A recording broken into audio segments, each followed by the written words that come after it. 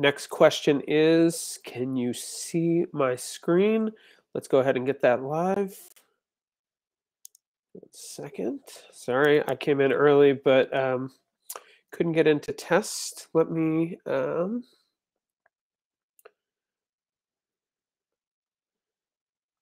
Hey, so yeah, we're going to talk today about a bunch of things. I've got a lot of topics for y'all. I'm going to go ahead and share my screen. Where is this? Entire screen.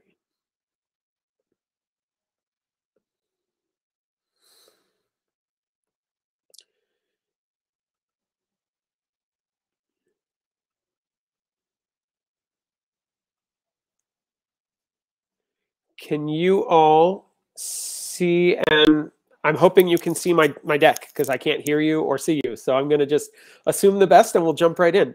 Okay, so yeah, today we're going to talk about free digital tools you should be using but probably aren't. My name is Josh Clemens. I'm a digital storyteller and strategist. I help brands of all shapes and sizes find, hone, and tell their stories online. I am going to stop sharing. I'm going to minimize for 1 second and see. Okay, good. Thank goodness. Okay, so yeah, so first of all, let's just talk about digital marketing, digital media, social media. What is social media? I just like to define this and get this like up front out of the way. It's the world's largest coffee shop, bazaar, political debate, and bulletin board all rolled into one. It's essentially billions of people coming together to talk and connect and learn and share. I always like to start presentations with 2 very simple questions. How many of you, as users, log onto social media hoping to be pitched to? Looking for people to ask you for money to buy their product, to like volunteer your time? Nobody, right? That's just not why we log on to social. But how many of you put on your marketer hat for your campaign, your organization, your business, whatever it is, and go online and immediately start pitching people to join you and do the thing that you want them to do? There's a broken dichotomy with how we use social media as users versus how we use it as marketers. And what we need to do is bridge that divide between those 2 things. We need to understand that nobody wants to see our pitch, and we need to find ways to be relevant without making it all about the pitch. So these are tools that will help you do that. Nothing is magic. I mean, the first part of it is understanding why you're on social and why your audience is on social and how are you going to talk to them. But I just always like to start with that as framing. And I also like to clarify that there's strategy and there's tools. I'm going to show you all a bunch of tools today. You should only use them if they are relevant for you. The goal is not to use tools' sake. The goal is to know what tools can help you move the needle when it's time to solve a problem. So these are all about problem solving for you. If you're not running an email program, then okay, fine. Like some of the email tools are not relevant, but if you are, hopefully they'll help you. So today, here's the 4 different types of tools we're going to go through. We're going to talk Facebook tools, listening and analytic tools, graphic design tools, writing and email tools. And I cannot see any questions that come in. So, and unless the moderator can stop me to let me know if there's any questions, but I will take questions at the end, definitely. So there'll definitely be time for that. So feel free to drop those in the chat throughout or hold them till the end. But by all means, want to make sure we answer your questions. So yeah, drop them in the chat as we go. So going to cover some Facebook tools. Facebook, for all of its good, all of its many, many, many bads. It's a huge world. You know, I always say Facebook doesn't live in our world, we live in theirs. You know, it's pretty hard to avoid them. So whatever you think of them as a company, they are a very powerful force in modern day life, especially in modern day political life. So I'm sharing these tools in that context. So Facebook Live. Now I'm going to give a big old clarifier that these stats are from pre-pandemic, and Facebook hasn't really released stats since the pandemic started. So my guess is these numbers have gone up. It's possible they've gone down, but I kind of give them here as just like a benchmark of where we were not that long ago to assume that we're still pretty high. But again, these numbers are out of date. I'm just flagging that for you right now. But pre-pandemic, people were watching live video 3 times longer than videos that aren't live. They engage with live videos 10 times more than regular videos, and 20% of all Facebook video is consumed live. So when can and should you use Facebook Live if you haven't already? And I promise we're going to get to plenty of things that you've never heard of, I'm quite sure. Facebook Live you've obviously heard of, but I just like to use it as a tool that if you haven't considered its relevancy, it's worth considering. So when should you use Facebook Live? To answer FAQs, at interesting events, to give people a peek behind the curtain, to introduce team members or members of your audience. There's a really cool free tool. Obviously, all the tools that we talk about today are free. Many of them have paid versions, but everything I'm telling you about today is a free tool. So it's called Be Live. There's a competitor in the space called StreamYard. Feel free to look into them. I've just been using Be Live a long time, so I like it. These are all screenshots directly from Be Live's website, which is why you see, this is what this is, but essentially Be Live lets you turn your Facebook Live into like a TV show almost. So this is Mari Smith. She's a Facebook trainer. And you'll notice there's a bottom third. Here, you've got the split screen, and you're able to pull questions onto the screen. So somebody literally asked that question in the feed, and they were able to bring that question on while they were responding to it. Here, you can show, it's showing that you can do a split screen. Two people are talking and sharing a screen in real time, so you could teach how to do something. So there's a lot of really cool functionality you can do with Facebook Live on its own, but Be Live really takes it to the next level. Interestingly, just this morning, Facebook rolled out an announcement that they're going to be adding some of these features right into their native platform. So you'll actually be able to do some of this stuff right through Facebook directly soon. But in the meantime, Be Live is a great option. They have a free version and, of course, a paid version. The free version just limits how often you can use it. So there's some other limitations, but if you just want to have a conversation with somebody else across the room, across the country, Be Live is a great tool for going live and having conversations. I've done a lot of really cool, I've helped a lot of really cool campaigns bring their program to life through Facebook Live using Be Live. So some things to consider when going live on Facebook. If possible, give your audience notice. If you're having an event and somebody famous walks in and you're just so excited, of course, you can't give notice. But if you know you're going to be doing a frequently asked question Friday, promote it to your audience. Like send out an email, let folks know. Check your battery levels. If your phone dies, your live dies. Connect to Wi-Fi if you can. Consider going on airplane mode. A phone call coming in the middle of a live will not stop your stream, but it will definitely stop your, you will get distracted. So take that with what it will. Use a tripod or selfie stick if you can. Again, sometimes things just happen, but people don't want to see your phone going like this. I have a bunch of tripods and whatnot, just like lying around my office. I keep one in my briefcase, a very small one. I have one in my car. Like they're cheap. Buy them wherever you buy stuff like that, and just keep them around. They're helpful to have. Post it to your page after. When you finish a live, you can delete the live or you can upload it to your page. If you delete it, because that's fine, but nobody will ever see it again. So if you want to keep getting the engagement love of having gone live, you have to post it to your page after. And then consider linking to it from other platforms. If you had a great live or you were talking to somebody really interesting, tweet about it, share it with your email list, throw it on your LinkedIn channel or your Instagram page. Even if you can't share the entire video, you can absolutely post links to it, talk about it, do screenshots, or small clips from it. So, work that algorithm, like push people to it, because Facebook loves people coming to watch something. So the more that folks come to watch it, like if you send an email to your list and a bunch of people come and watch it, Facebook's going to show it to even more people because you sent people to it.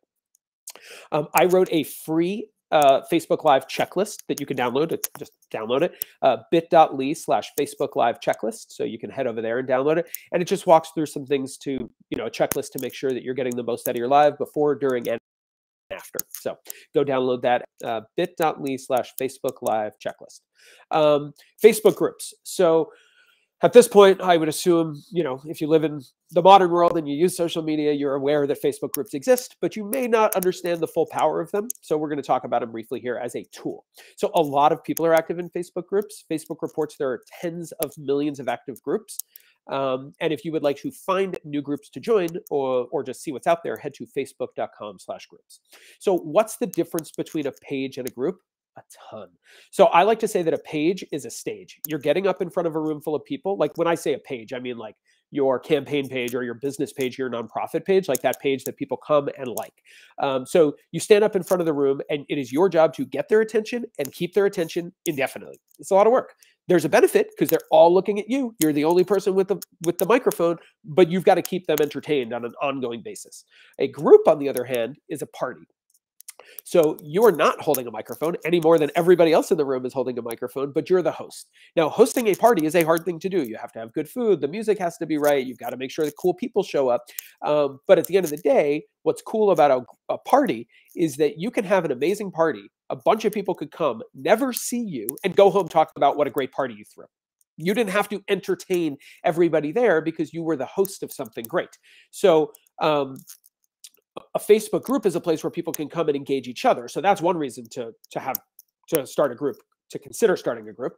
Another reason is that the Facebook algorithm loves groups. So I did this on my own personal feed. Now, granted, I am a very active Facebook group member. So like these numbers are probably a little bit different for me than they would be for you. But I literally did a count of the first 100 posts I saw for the day, numerous days in a row, and averaged them out. And here's what I found. 43% of every post I saw in my feed was from a group, compared to 20% ads, 19% friends, 15% pages, and 3% events. Group content got through my personal feed more than content from pages or ads combined. Almost 1 out of 2 posts I see in my feed is from a group. I mean, that's literally how prevalent they are. So thinking about how groups can be helpful for you, whether or not your org or your campaign should have one, is different than whether or not you should be involved in them. And again, I'm really here to talk more about it as a tool, like how you can use it to learn. So previously, groups could only be joined by an individual, created and joined, but now they can be created and joined by brands. So your campaign, your nonprofit can join. There are 3 kinds of groups. Public, which is now called public visible. They've changed the names, but the old names I actually think were easier. So public means that anybody could see the content going on. It's essentially an open platform. It used to be you had to be a member to post in the group. That's not even the case anymore. Now, pretty much it's just an open platform. Closed, which is now called private visible. Anybody could see that the group exists, but in order to participate in the conversation, to see it, to engage with it, they have to request membership. And secret, there is no way to know the group exists unless you get invited to it by somebody already in the group. So that can be helpful for campaigns who don't want the world to know that they're talking, but there is no organic growth to that at all because nobody's going to know it exists unless you're inviting them in. You can ask screening questions for entry. They didn't used to have this tool, and it was a huge impediment to growth because you're trying to grow your nonprofit page and you want to know what issues people care about and where they live. You couldn't do it. You had to kind of like sleuth through their profile to figure it out. Now you can ask questions. So you can ask up to 3 questions, and you can literally say, like, why do you want to join this group? What do you hope to get out of it? How long have you been in the field? Where do you live? Whatever questions are relevant to you. You can ask folks for their email address if that's relevant to you. So you can like use it as a way to screen out potentially the right people to join your party versus the other people. So again, groups can be an amazing tool for organizations, but they can also just be a great tool for learning and networking. So years ago, I started a podcast called Step Up Your Social. I'll talk about it a little bit more at the end, whatever. It's a podcast about digital marketing. So I listened to a ton of podcasts, but I didn't have my own podcast. So I immediately, of course, when I decided to do it, I went to Google and I started reading. And Google had a ton of answers, a ton, but they didn't have all the answers. So my next stop was Facebook. So I went to Facebook, I searched podcast, and then I went to groups, and I found a ton of options. And I found one that was very active called the Podcaster Support Group. I joined it, and anytime I have a question about podcasting, anything, I know I can go in there and search through old questions and probably find it 100 times. And if I can't find it, I can ask the question and get access to tens of thousands of people around the world who are doing the same thing as me. I have Facebook groups like this for all kinds of tools that I'm involved in. If I use a tool on a regular basis, I go join a Facebook group because it's better than Google. Google's great, of course, but a Facebook group gives me instant access to tons of people who are actively engaged in this other thing that I'm trying to learn more about. So whatever it is in your life that you're trying to be better at, go find a Facebook group because there's a ton of people there to help you learn. And if you can't find a Facebook group for something you use a lot, consider starting one because there's a real opportunity there to host the party instead of just attending. So I just wanted to show you all a couple quick examples of groups just so you can get a sense of what people do with it. Of course, there's the, of course, we've got cat lovers, just generic cat lovers. Here's one for basketball, not even college versus NCAA, just basketball. But here's one a little more specific, East Side History Club. So this is the east side of Madison, which is where I live. And, it's just cool. Like I get to see like really old pictures of my old neighborhood and, whatnot, like in my feed, like pretty basic. So nothing too exciting, but it's just kind of fun. I'm a musician. So here's a Facebook group specifically for Madison musicians to buy and sell musical gear. Helpful, nice to have. So let's look at a couple organizations using them. So the Bike Shed by Red Bull. Now, let me clarify by saying I don't like Red Bull and I don't really care about mountain bikes or whatnot, but Red Bull did this genius thing. It's actually one of my favorite examples of any organization running a Facebook group because they understand the difference between a brand and a product. This is not a Facebook group about Red Bull. This is a Facebook group geared towards Red Bull fans. Red Bull fans don't just want to talk about Red Bull. They want to talk about adventure. They want to talk about going out into the world and doing fun things. And they understood this enough to create this space that had nothing to do with their product, but everything to do with their brand. So it is literally just a Facebook group where you can go in and post pictures of bikes and videos of bikes and talk about bikes, and that is it. But Red Bull knows that because of the algorithm, this is going to get through people's feeds 2 times more than anything they post to their page.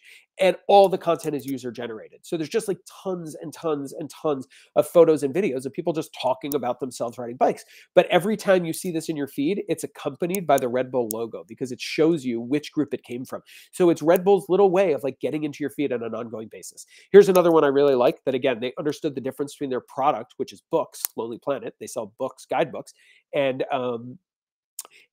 their brand, which is travel, right? So they created something called the Lonely Planet Travelers Group. And it is literally just a place where people can ask questions and connect with other travelers. Now, you might say, why would Lonely Planet want to do this? They're trying to sell books. There is no chance that a Lonely Planet book can answer every question for everybody. And they understand this. Their whole goal is to show that we're your one-stop resource for every travel question, even if it's not in one of our books. So they created this space where people could come in and talk to each other about how to be better travelers. And you better believe that when people get to wherever they're going and they're choosing between 2 or 3 travel books, like, well, yeah, Lonely Planet's in my pocket all day in my smartphone. Might as well grab that book instead of another one. So that's the that's the guess they're making, and I'm sure it's paid off because this group has been running for quite some time, and it's a super powerful book. Groups are great for connecting around common ideas or interests. They're great for listening, learning, and connecting. I'm a freelancer consultant agency. I've gotten clients out of groups, but it's not why I go in. I go in to learn, not to sign. That's not the goal. The goal is to go in and engage with folks, to learn from them, to connect with them. If it's a good fit for your brand, for your organization, your campaign, great. If not, you should still consider what are the things in your life you want to be better at. Go find a group that will help you do so. Okay, so that's it for live, and that's it for groups. Now we're going to talk about Facebook video customization. When you upload a video to Facebook, here's my post, and then you can click here on the thumbnail, and you can actually edit your thumbnail. So you can use a custom thumbnail if you want to create a graphic to accompany it instead of just a shot. You can also upload subtitles and captions. You select your language, click auto generate, and then select that. And then bang, they will literally auto-generate your subtitles. It will take a matter of moments, and then you can go in and edit it after the fact. One big old caveat, and you're going to hear this a ton with anything related to Facebook, this product is glitchy as hell. There's going to be a ton of times where you try to do this, and you just can't, and that's just how it is. Facebook has this really cool product, but it often doesn't work, so take that for what you will. That said, in a world where folks want to watch video without sound, whether it's because of, you're trying to serve a larger audience or just folks who are just scrolling without like listening, subtitles make all the difference, and Facebook has a built-in tool to add them. If you have not yet experimented with Facebook Creator Studio, you should. Facebook.com/Creator Studio. So once you're logged into Facebook, head to facebook.com/Creator Studio, and you'll notice here you can switch and toggle between Facebook and Instagram, and then you can create a post directly from your desktop for either. So you can create a Facebook post or you can create an Instagram post. Now, I will note it's not as powerful as doing it natively in the app. If you want to go to Instagram, you can do better things in Instagram, like you can't do full carousels in there, like 10, up to 10 photos at a time, things like that. But if you want to schedule something, you can do it in Creator Studio. And if you want to post from desktop, which Instagram has been, forever not interested in helping make easier, you can do it right from here. They also, within Creator Studio, there's a couple other tools, but there's just one other I wanted to share with you. There is a sound collection. So if you're making a video and you're just like, hey, I need some sound, where can I get a free sound? Facebook has free sound collection clips that you can go and download. It's not super comprehensive. I mean, there's certainly better tools out there if you're looking to like really get deep down, but for free tools, it's pretty cool. And it's right there at your fingertips. Like most people don't even know that it's there. So I like to flag it. If you go to facebook.com/Creator Studio and go to sound collection, there's just a digital video, sound library that you can download from. For those of you who do anything in the political world, the political ad library is a goldmine. Like you should be checking this out for your own candidate, for the people you're running against. But even if you're not in politics, like seeing what the folks in your that live in your world are talking about. So if you go to facebook.com/ads/library, you can search through issues, elections, or political ads. I will flag this started after the 2016 campaign. So, but political ads live in the library for 7 years. But at this point, we haven't yet gotten to the 7-year mark. So this is everything since they started after 2018. And you can literally go and search for any keyword or any candidate, whatever. So here's like Joe Biden, and I select him. And here he spent $101 million during the 2020 campaign on Facebook ads. And here are examples of his ads. And you can literally scroll down, and then you can literally click see summary details and get even more info on who the Joe Biden campaign targeted those ads to. So how much they spent, who it was shown to, where they were shown, lots of cool things. So if you're curious what like your local senator or congressperson or state rep is doing with Facebook ads, you do not have to, you don't have to get too creative to figure it out. Just go to the ads library. It's all right there waiting for you. That's it for the Facebook universe. So now we're going to talk about listening and analytic tools. I am going to stop sharing. I'm going to close for a second and just make sure there's no issues. Okay. Is everybody good with sound? It looks like 1 or 2 people had an issue, but other folks say you can hear me. I'm going to trust you can hear me, and I'm going to keep going because that... yeah. Okay. So listening and analytic tools. So there's a ton of these online. Plenty of them cost money. Plenty of them are free. Everything we cover today at least has a free version if it isn't just outright free. So Google Alerts, always free, of course. So you probably have heard of Google Alerts, like they're pretty common, but in my experience, a lot of people don't use them to the fullest ability that they can do. So you can create an alert about anything, your name, your company, keywords, anything. But the cool thing about Google Alerts that a lot of people don't know is that you can actually set them up to come in as they happen at most once a day, at most once a week, which is a game changer, honestly. So for a Google alert about your company, your candidate, your campaign, your organization, have them come in as it happens. You want to know the second your name pops up on Google, like as soon as Google can tell you, you want to know. But if you're in an industry, like let's say you deal with, let's say you work with a group dealing with climate change, you don't necessarily want to know every post, every time something about like a climate change and Florida is mentioned on Google, because you'll be drowning in posts. But set it up to just come in once a day in a feed, and it'll just send you a daily digest of every new article that came, or every time Google tracked those keywords. And you can also do at most once a week, which I've done too for like, I worked with an organization that had a ton of partner orgs, and we were just kind of trying to generally make sure we were keeping up with what they were doing. Were they winning awards? Were they like launching new campaigns? So daily was too much, but once a week was great, because once a week I would just get this massive list and I would scroll through it and just make sure there was nothing too exciting in there. I will also mention that Google Alerts, as with many other tools, you can use Boolean Search. So Boolean Search, if you're not familiar, is when you use capital AND, capital OR, capital NOT to tell Google what you're looking to search for. So you can put things in quotes, but then you can also say like, and in all caps, something else. So climate change in caps and capital AND Florida will only show you things that mention climate change and Florida versus climate change anywhere. So helpful tool. Definitely pay attention to that when you're setting these up. Twitter lists and Tweetdeck. So if you have not, first of all, you should be using Twitter as a listening tool, even if your organization's not out there tweeting. Not every organization needs to be on Twitter. I love Twitter, but I get it. Twitter is a hard place to navigate. Folks, not everybody loves it. So I am not one to say everybody needs to be on Twitter, but I will say everybody needs to be on Twitter as a listening tool, even if it's with like a dummy account that never posts versus your actually organizational campaign account.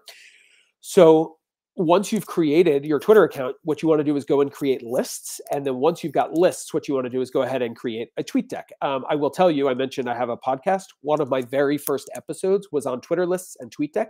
So if you would like more information on this, head to stepupyoursocial.com and you can get that. I will walk you through in more detail how to do all of this, but this is a little bit more high level. So you can create lists of anything you want. So it can be like, so for me, I live in Wisconsin. So I set up a list for Wisconsin journalists, Wisconsin Democrats, Wisconsin Republicans. Just like those are 3 groups that I wanted to be able to understand exactly who's posting what, as opposed to just seeing everything all at once. I want to just see what the journalists are saying, just what the Democrats are saying, just what the Republicans are saying. And then Twitter has this free tool. They own it. It's called Tweetdeck. And if you go to tweetdeck.com, if you're logged into Twitter, you're logged into Tweetdeck. So it's nice because you can share it with other people on your team. You know, if like 5 of you are all, have access to the same Twitter account. You also have access to the same Tweetdeck account. You also can download Tweetdeck, like for Mac or for PC. I have it on my computer, but you can just go to the website. So once you have set up your lists, you can go and actually like create streams so you can see them in real time. They're chronological, so like the newest thing is always going to be at the top, and they will update in real time. So if somebody from my Twitter Wisconsin Dems list tweets, it will automatically show up at the top. Same with Republicans, same with journalists, and I have a ton of lists, but like those are 3 powerful ones for me. You also can use TweetDeck to search for key terms, so you don't just have to use lists. You can also search for climate change and Florida, again using Boolean search. So you could see every time somebody somebody mentioned on Twitter climate change and Florida. If you were trying to like track that for some campaign you were running, you could see every mention. And not only that, you can even filter it by engagement level. So you could only see posts that have at least 5 retweets or 1,000, whatever. So like that way you're not getting like every account, if it's like a generic term that like 1 million people a day are posting, but 99% of them are, don't have any followers, whatever. You could just see ones that are coming from more credible places based on the fact that they're getting lots and lots of retweets. So retweets, likes, things like that. So yeah, it's a pretty cool tool. Highly recommend if you have not set up TweetDeck yet, you do it like ASAP, because I have used TweetDeck to help campaigns really move the needle on keeping up with what's happening in their world. That's a really powerful tool that helps you just see everything going on Twitter in real time. And Twitter, as you may or may not realize, is where the press is hanging out. So if you want to know what's happening before the news breaks, head to Twitter, and TweetDeck will help you track it easier. Feedly.com is very different, but a similar concept. It's a tool to essentially do for Twitter. It does for the internet what TweetDeck does for Twitter. So essentially, it's a way to follow blog posts. So you go on there. I created a bunch of different feeds. So I have one for advertising, one for business, one for Facebook blogs, one for LinkedIn blogs, whatever. And then if I click on one of those, I can see the breakdown. Here's a bunch of different blogs that I essentially subscribe to. And then if I click into any one of them or social media, I can see it. So you can actually break it down by everything you're subscribed to versus just social media versus just Agorapulse or Hootsuite or HubSpot. So it's a really cool way to follow the news without having to jump all over the place to find content. Like instead of having to go to 25 different websites every morning to see what's happening, you could set up your Feedly. It'll take you 20 minutes. It's totally free to do it. And then you could go in there once a day or 3 times a week or whatever and just scroll through and see what new posts have dropped. So it's just RSS feeds, really simple syndication. It's just literally pulling from the blogs you subscribe to and making it really easy for you to see what's out there. So set them up for the topics that are interesting to you, and bang, the entire internet is just like at your fingertips every morning or afternoon or middle of the night, whenever you like to do your perusing. I will say this is great for listening, like for just like knowing what's happening in the world. It's also amazing for content curation. If you're like, oh, I know I need to post, but I don't know what to post about, well, head over here, like set up a couple Feedly streams, and bang, you got like content at your disposal all the time. Because like, hey, if it's a popular topic, like share it with your audience. Like there's no downside to curating. In fact, I would argue there's a downside to not curating, because people want to see the content that matters to them. And if you can help them find it, you become a resource in that regard. So that's Feedly. Okay, Facebook pages to watch, sadly, seems to be disappearing. It's tragic beyond tragic. I don't understand Facebook at all. It's literally one of my favorite Facebook tools. I've been using it religiously for years. I have a podcast episode on it. I talk about it all the time. If you have set up the new pages experience, which they're pushing everybody towards, you'll notice pages to watch went away. If you haven't yet set it up, it's still there. And you will notice a bunch of my Facebook screenshots are the old version of Facebook, like the original, if you can call it that. They've changed things so many times over the years, but it's going to look completely different soon for everybody.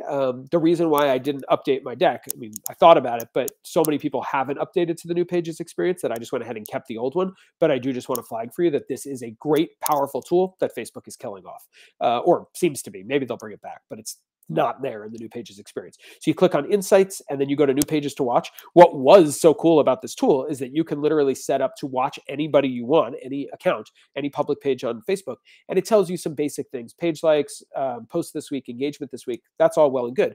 What was so cool about it was that you could click on any one of those accounts and see their top posts, or not their top posts. You could see all of their posts from the last week in order of engagement. So literally Facebook was telling you what the people you were watching were doing well. It was this amazing tool. I used it all the time to better keep tabs on what my, if I was running in a race, like what the folks I was running against were doing, or if I was like just trying to keep up for like a nonprofit, like what are other people in the space doing?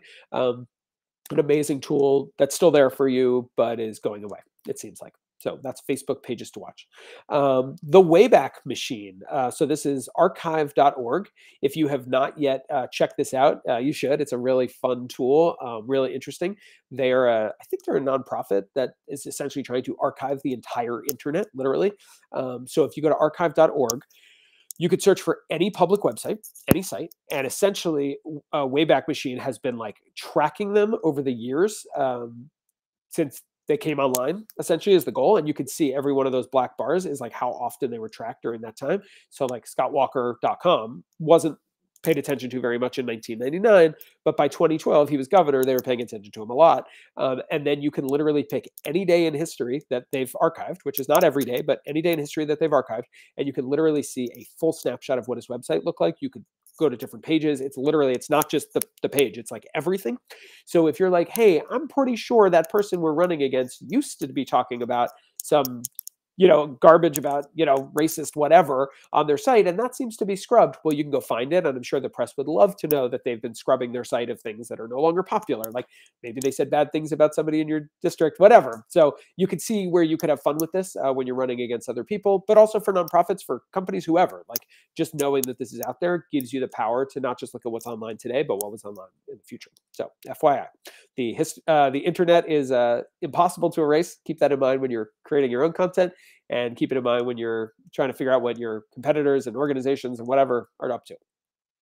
Okay, so Facebook analytics, just analytics in general. I always say if you are creating content for social and not checking your analytics, you're just throwing things at the wall and hoping they stick.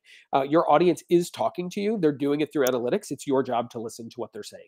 Now, until recently, I would have said Facebook analytics was by far the best of the platforms. Like when it comes to LinkedIn, Facebook, Twitter, Instagram, Facebook was like light years ahead of everybody else. But part of the New Pages experience has really made them significantly less good. So again, this is the old version. If you've got the New Pages experience, it's going to look different for you. But if you haven't upgraded yet, this is what it looks like still. By next year at this time, I won't have this version. I'll just have the new one. But in my experience, most people haven't switched yet. So keeping it to the old one. So you go to Insights. And then it will literally tell you who your audience is. So age, gender, location, country, city, and language. It will literally break that down for you. And not only that, it will break it down by your fans versus like how many people you're reaching and engaging. So it's pretty cool. It'll like literally tell you like, oh, 63% of your fans are women, but 85% of your content's reaching men. So like, okay, I always say analytics give you no answers. They give you great questions. Why is that happening? Should I be talking to men, or am I just doing a very bad job talking to my target audience? Like, I don't know what the answer is, but like, that's a question I would want to understand.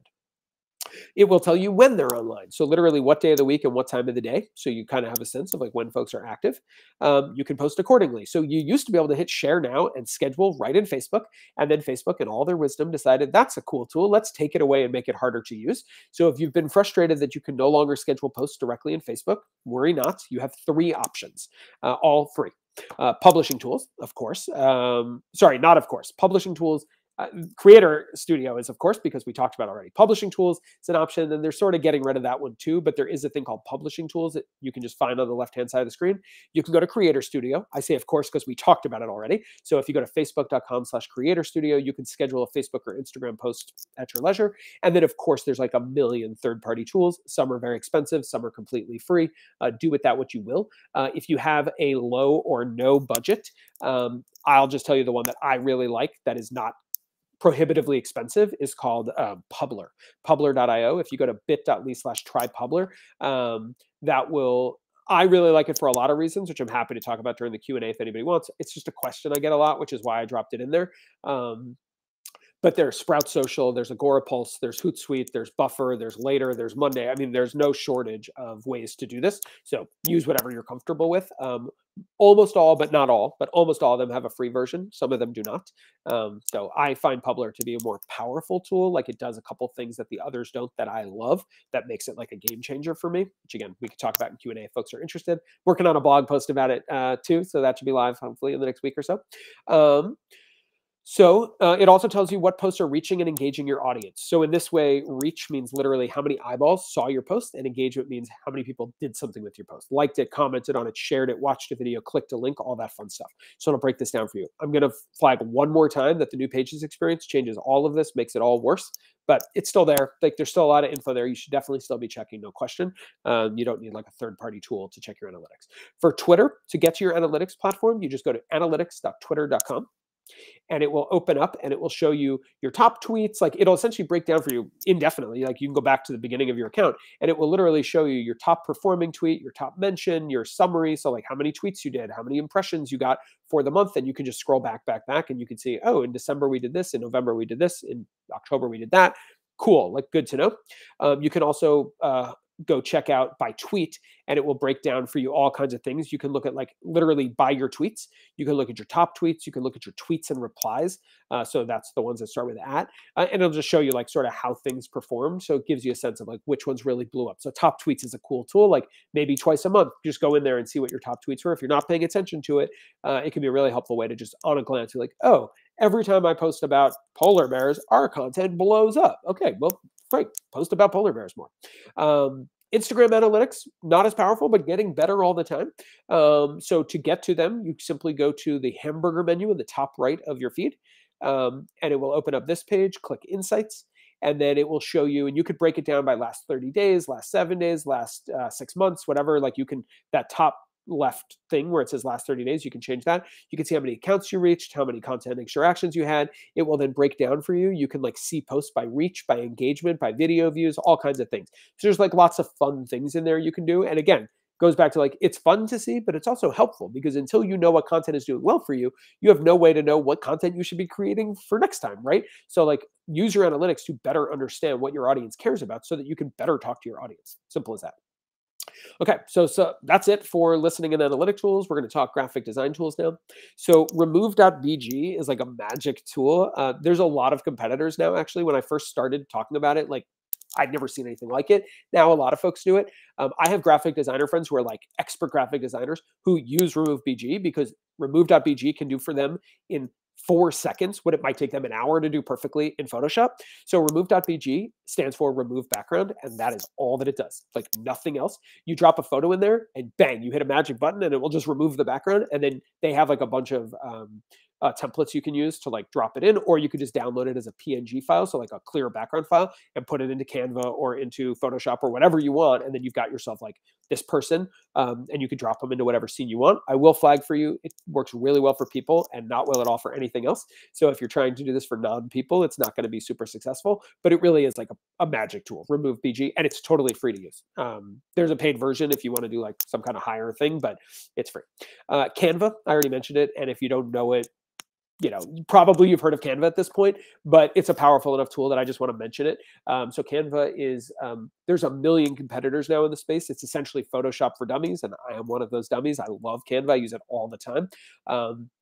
There's all kinds of things you can do. You can start from scratch and build things, but they also have all these pre-built templates. So you could go in there where it says Pasadena Cycling Club and change that to Madison, Wisconsin Cycling Club. You could change the colors of any color on there. You could change the text. You can add new elements. You can do whatever you want to just like make it look like yours. You can, if you're paid, which again, there's a free version. If you're paid, you can actually set it up to like default to your colors and your fonts. If you're not, you can just add them in every time. That's super easy. I will say a lot of the stuff, there's a ton of free stuff and an endless amount of stuff if you pay. Paying is about $100 a year. I think it's like $99 a year to pay. So it's worth it if you're using it regularly, but you don't have to. You also can buy things piecemeal. So like templates are free, some of them, and some you have to like pay $1. Same with images. There's like a whole stock library photo in there. Some are free, some cost $1. Some elements are free, some cost $1. So it's not very high cost, but you know, if you just want to spend $1 on the element, great. If you want to pay by the year or the month, whatever, great too, whatever you want to do. Just showing you a couple other things. You could change anything about any of this. It's a really powerful tool. I will note that they do have a free, you can get the paid version, like the higher level version for free for nonprofits at canva.org. But I will flag that I tried to do that for a nonprofit I work with, and it was a terrible system. and we didn't even get rejected. They just like lost our thing. And I put all this time into applying, and then I was like reached out. It was not helpful at all. And I was like, you know what, for $100 a year, it's not worth trying to deal with this. But by all means, if like $100 is too much money for you a year, like you should, and you're a nonprofit, you should totally check it out and apply, because they do have a free version. It's just, I found it to be a little glitchy signing up. So that's just a quick flag for you before you move forward. Unsplash.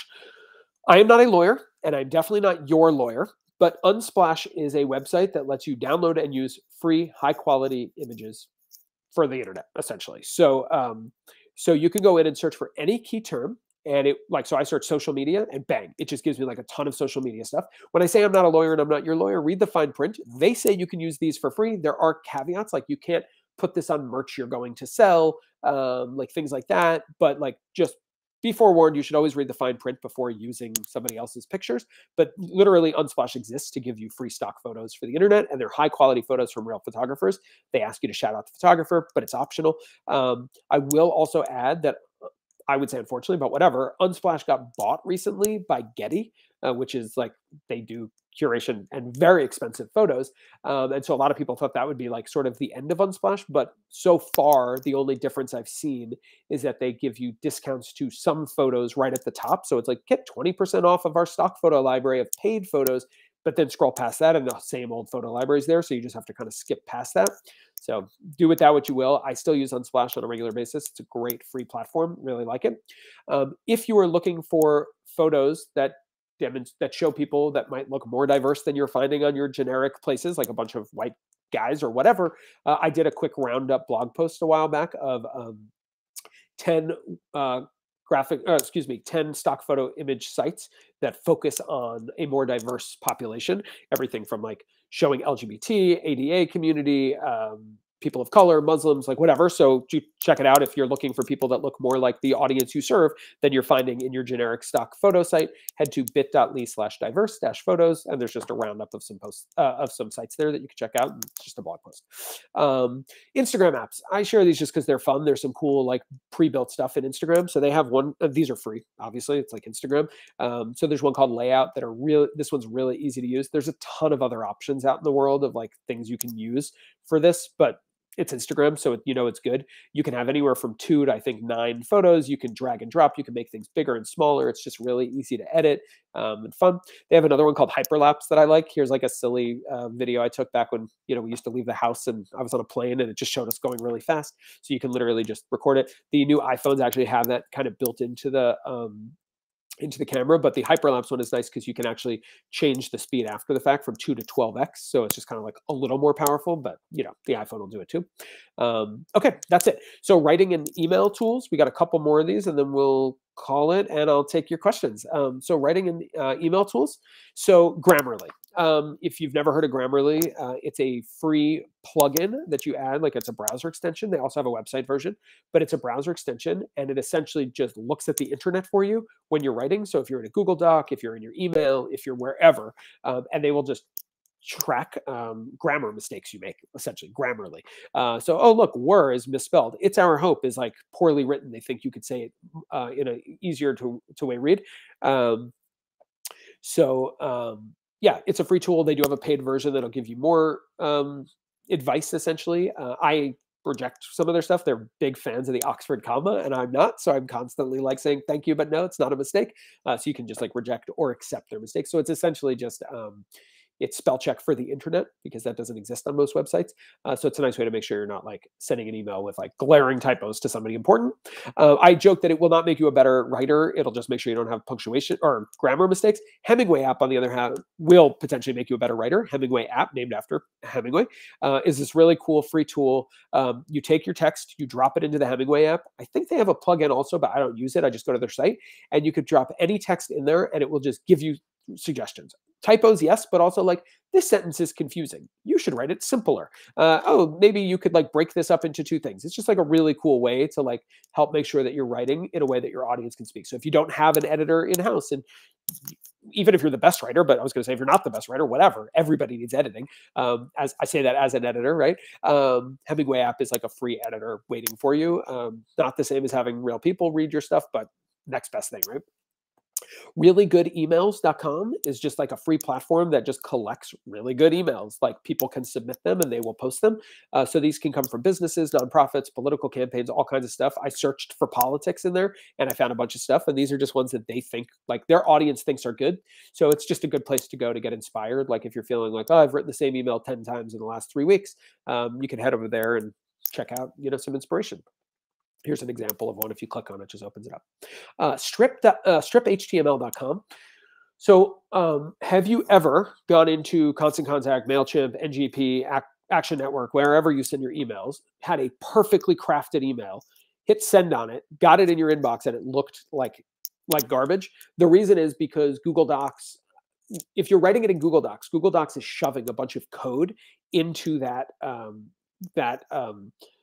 copy. And when you copy and paste it into the emailer, like Mailchimp, for instance, you're bringing all that code with you, which is great for Google Docs and terrible for Mailchimp. It's why you regularly get emails from like down ballot candidates or small nonprofits with like this much space between paragraphs. Like you don't want this much space between paragraphs, but they didn't know to like strip it out. So striphtml.com, free tool, just literally copy and paste your text into this and then take it and put it to wherever you're going to use it. Mailchimp, Constant Contact. One downside of this, and it's a big downside, is that any formatting you had disappears. So underlines, highlight, italics, bold, all that goes away and you'll have to recreate it. But I do this 100% of the time and I send a ton of emails for candidates and organizations. It is worth it to me because otherwise you wind up with like very ugly emails. It doesn't matter how beautifully written they are, like they're going to wind up with like weird spacing issues. The other day I copy and pasted something that was a press release, so I really didn't want to have to rebuild it, but like I just could not get the bullets to line up. There was like spacing between the bullets and I was like, okay, I'm just going to rebuild this thing from scratch. It didn't take long, but like I did it. I will mention that Mailchimp actually recently built this tool directly into the platform. It's called clear formatting. So you can just like select text and hit clear format. Gmail, like G Suite and Gmail have this too, clear format. It's really nice. But Constant Contact, I don't believe has it. And just generally strip HTML is just a really nice, easy way to strip out all that code before you go drop it into your emailer of choice. So Unroll Me is a cool tool. It's okay. I use it. I don't find it to be like my favorite tool, but folks get excited about it. You want to clean up your inbox. Essentially, if you want to not unsubscribe from lists, but instead just get daily digests of a bunch of emails, that's what Unroll does. It's free. Unroll.me. And you can essentially tell Unroll, like give it access to your inbox and then say, anytime this person, this organization, this candidate, whatever, emails me, just drop it right into my Unroll. And then you get a daily email with all of those and you can just like scroll through. And they actually changed the format like just this week. So they're smaller. They're more like lines than big boxes, but that's the idea. It'll just show you like a bunch of different emails all at once. So you don't have to like deal with, unsubscribing or seeing that many emails cluttering up your inbox. Mailchimp Surveys. So every platform that does email, like NGP, Action Network, I'm sure Constant Contact, I'm sure have these. Mailchimp's just sort of ubiquitous. Everybody kind of knows what it is in my experience. If you don't, that's okay. But like, it's a very popular platform for sending emails. And I'm just sharing it here because a lot of people don't realize that there's actually built-in tools like it. Like there's like a survey tool. So instead of going to create an email, go to campaigns, go to create campaign, and instead of selecting email, select survey down at the bottom. And when you select a survey, you can literally create a survey that your audience takes and it will show you the information. So it's essentially like SurveyMonkey, if you know that one, built right into Mailchimp. And it's a really cool way for you to engage your audience. Like if you want to send out an email, and not only that, you can auto tag folks. So like, let's say you sent out a thing with like, let's say you're a nonprofit that deals with education. You could send an email to your list and say, hey, we have a 1-question survey for you. Please take our 1-question survey. And then you send it out and all that survey says is, do you have kids under 18? Do you not have kids under 18? Whatever. And based on their answer, you can auto tag them, one that says kids under 18, one that says no kids or whatever. And then literally you can like send different emails to people that answered one way or the other. And you can have as many questions as you want, but you can see the power of being able to write different messages to current parents versus expecting parents or parents of older kids or no parents. Like if you're an education organization, you might write your language differently based on people who have parents, kids versus who don't. So that's Mailchimp Surveys. This is a fun one. People get really excited about this, so I always include it. Emojis on desktop. So getemoji.com will literally just take you to a website where you can copy and paste any emoji that would be on your iPhone or smartphone, and you can just copy and paste it and drop it wherever you want. So getomoji.com, free tool, super cool. I used to use it a lot until I learned this magic secret that only works for Mac, although I think that Windows has one too, but I'm not a Windows guy, so you can Google it. But for Mac, if you hit Control, Command, and Spacebar, it will just pop up a emoji, your emojis, keyboard, excuse me, and you can select any emoji that would be on your smartphone and just insert it right. And you could do this anywhere: Slack, Gmail, Google Docs, any Facebook, whatever, wherever you are. If you're trying to like use an emoji on your desktop, it'll save you a whole lot of aggravation. This is like a magic tool. This is like always one of the ones people are like, I had no idea, I can't believe it. So Control, Command, Spacebar, and it'll just open up a keyboard for you. I've mentioned my podcast a few times. I'll give the formal pitch now. It's very short. Step Up Your Social is a podcast. All the episodes are short, around 10 minutes or less, and they are quick, actionable tips to take your digital marketing to the next level. So I look at some case studies. I give examples of, like, I talk about like ways to be a better writer, ways to do all kinds of things, including going through like Twitter lists and TweetDeck. I have one on Pages to Watch and Google Alerts. There's tons of stuff in there. Obviously free. You can listen for free at stepupyoursocial.com or wherever you stream podcasts. So have fun with that if you're into that kind of thing. If you would like to, I do not email often, but I do try to keep my list very helpful. Like that's, always helpful content, like no spam. joshclemens.com/prez. And just because this was fun, anybody who signs up for my list today, I will enter into a raffle to win a free half-hour consultation with me on anything related to your digital program. No pressure, but anybody who signs up for the list today, I will raffle off to one of you, joshclemens.com/prez, Prez.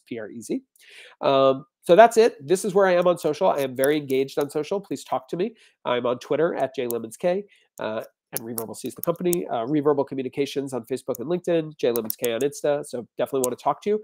I'm going to stop sharing my screen and see if there's any questions. How do I stop sharing? There we go. So that is it for my presentation, and I am more than happy to take questions. Let me see if there's any questions here. Okay.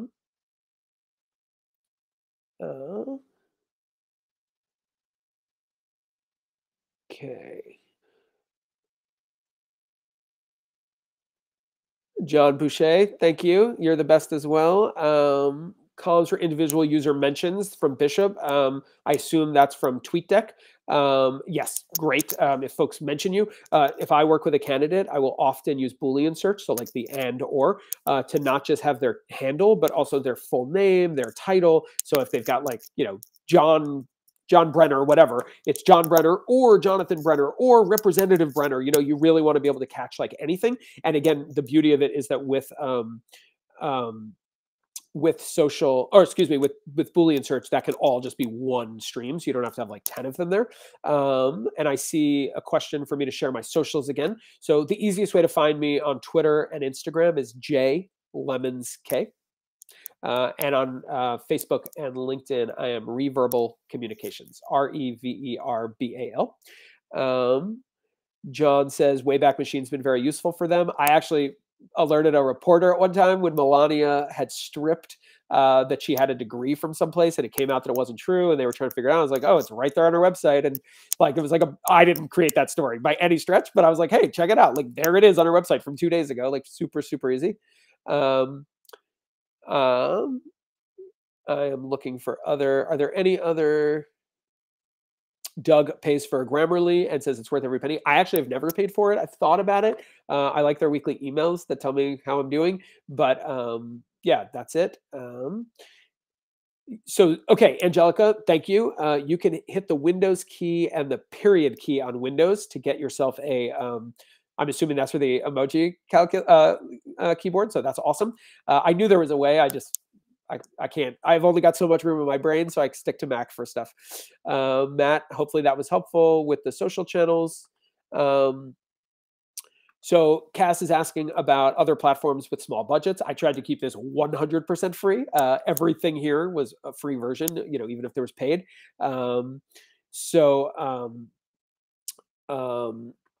Yeah, I mean, TikTok's not going to be cheap for sure. I mean, like advertising on TikTok is expensive, but if that's something you're into. I think that we talked about some tools where you can create content. So like creating better video is going to help you every place. Canva actually just launched a video tool. So you can now like they took their video to the next level. They've always had like, not always, but they've for a while had a like some video capability, and now it's like really next level where you can actually go in like iMovie style and edit videos. So that's helpful. There's another app that I really like for content creation that it has a free version and a paid version, of course. I'm looking for it just based on that comment. It's called InShot. InShot, that lets you do some really cool stuff with video and photos, like layout and stuff. So if you're trying to create TikTok, obviously TikTok has an unbelievable video editor right in it, but you also can absolutely create it outside of TikTok. You know, if you're just doing it on your phone. Yeah, as far as Medium, obviously it's a great place for creating content and potentially finding an audience, though I have not found that Medium is the best spot to find an audience. And I would prefer to give that SEO love to my own site as opposed to giving it to Medium. But yeah, I don't know. Happy to take any other questions anybody has. I will say this was super fun for me. I love talking about these tools and this stuff. I could talk about it all day.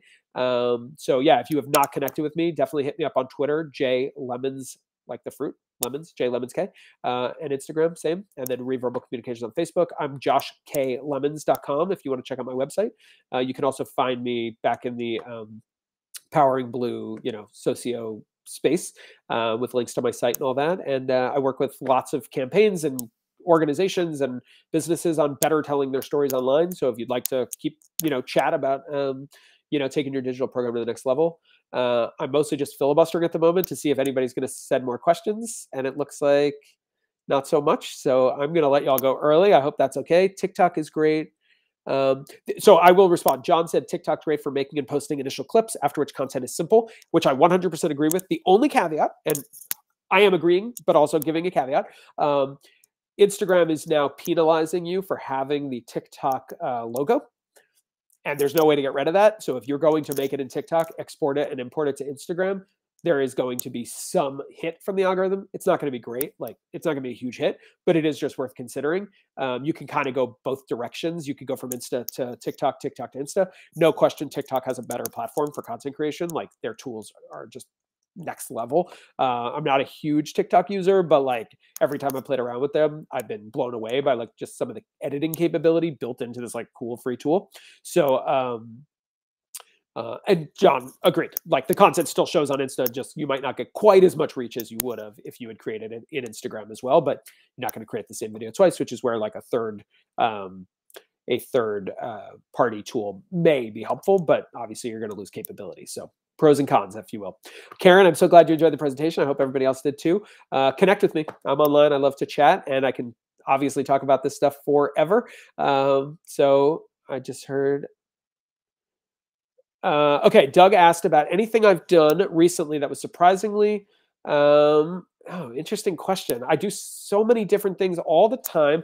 So, okay, I had a candidate running a special election in Georgia. We did a Facebook Live the day she announced that was terrible. Like, the audio was bad, the video was bad. It was like silly.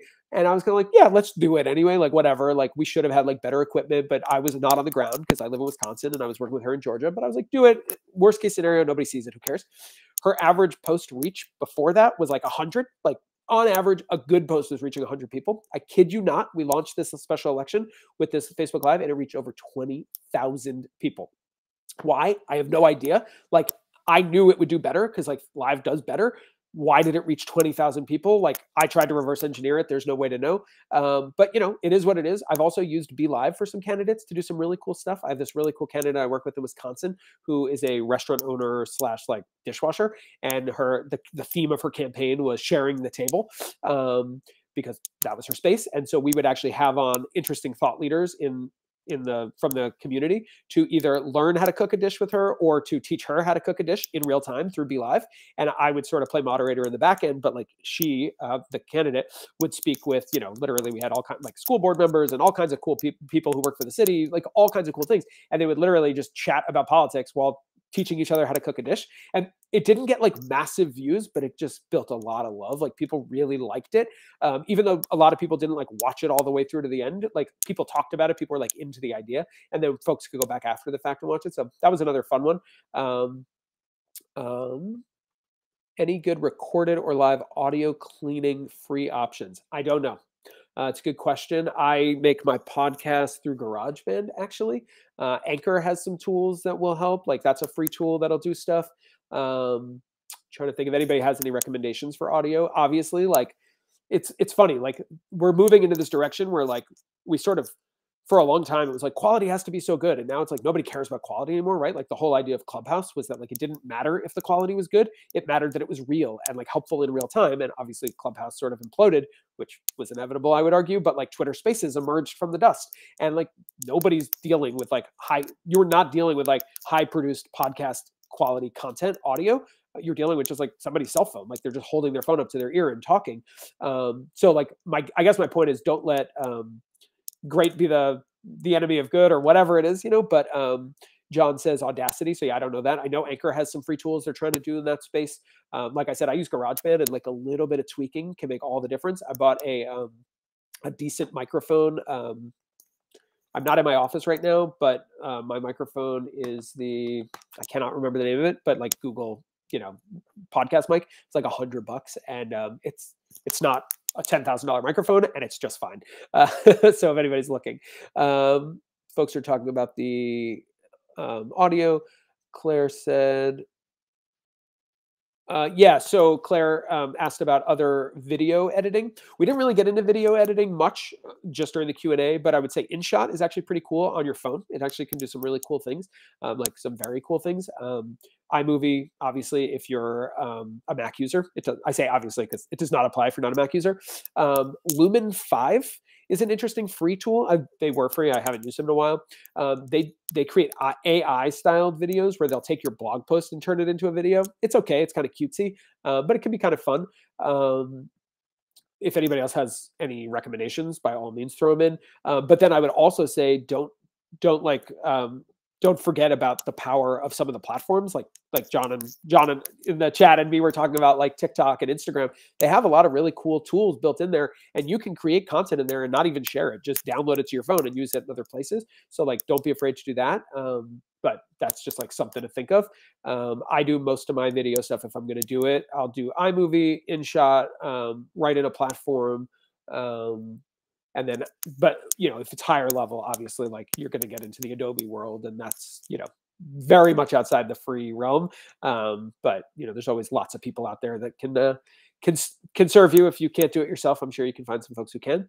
But yeah, hopefully that's helpful. I will say too, if you use an iPhone, the iMovie app on your phone is not outstanding, but it's not bad. I've used it for some cool things. My brother actually runs a business where he's a music teacher, and he does all of his video editing, and he does a ton of video editing. He does it on his iPhone. He just likes it better than I shouldn't say all of it, but he does a lot of it on his phone. Back before the pandemic, he would like go on a subway with like a bunch of material in his pocket, come out of the subway an hour later with a fully formed video. So he would like just do it all right on his phone in real time. It was kind of cool.